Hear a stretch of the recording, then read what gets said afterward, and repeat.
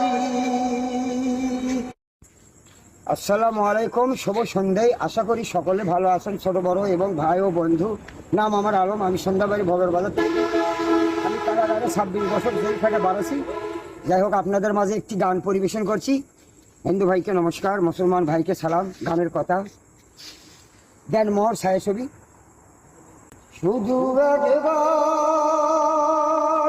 শুধু একবার, শুধু একবার বলো ভালোবাসি।